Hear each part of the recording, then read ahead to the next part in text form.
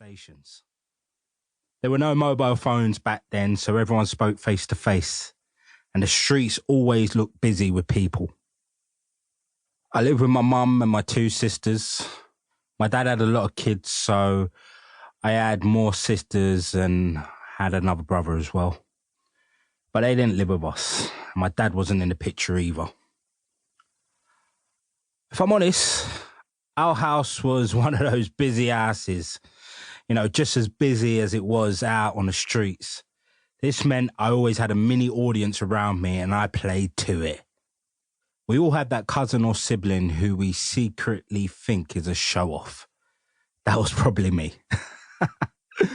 You could put me in front of any crowd of people and I would feel confident and in control whilst I was performing. The word performing is important because it means that you're not really being you. That's how you could describe me when I'm in front of people or a crowd. I've never had an issue standing up in front of people. When I was younger, I wasn't performing music as such, but I was always happy to get up and dance around and get the party started. But it was like someone else took me over. Like I was two people in one. When I was in front of a group of people, it was as though there was a smaller version of myself hiding inside me. Probably curled up into a ball. Probably sad and lonely and angry. No one would know about him except me. Often no one looked for the real me behind the performance, and that made me feel angry and alone, which had a big impact on my behaviour. The first time my emotions exploded was in year 3. You don't really do much in year 3, and teachers are happy. There isn't much to be upset by. Except if you have a Jamal in your year. Oh my gosh, Jamal. I remember it like it was yesterday. Jamal was always moving about and fiddling with stuff. He couldn't keep his hands off things, that kind of guy. Drive you nuts. He didn't bully me, but he got on my nerves on purpose. He loved to do things to get me upset. If he walked behind me, he would try and step on the back of one of my shoes so it came off. Annoying. He would poke me while I was trying to listen to our teacher read us a story. Annoying. Or he would flick my hair when I was working. So annoying. I would walk to the toilets and cry. That's how I dealt with it. Sitting on the toilet seat with my hands covering my eyes. I thought I was upset at how he was treating me.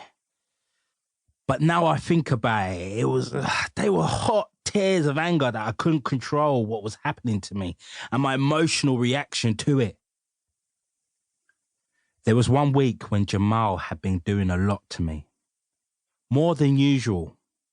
It was like non-stop. And finally, I decided it was enough. I thought about what I was going to do to Jamal all weekend. I even daydreamed about hiding a pair of scissors in my socks, and then if he came near me, I would pull them out. Now that I think about it, it's pretty dark. I guess the thinking behind that would be that he would be scared and leave me alone. But I could never do that in real life. It was stupid and wrong. Instead, I decided that I was going to fight him if he came up to me in class. Jamal, you done got on my last nerve. I was so angry when I got to school on Monday. I'd been angry all through Saturday and Sunday. And by school, I was ready to explode with it. I knew by getting ready to fight Jamal, I was preparing to do something wrong. But I didn't care. I wanted to be left alone. And I couldn't see any other way to make that happen. For some reason, that day, Jamal didn't bother me as much as usual. Maybe he could sense I was fed up. But then, finally, he walked up to me.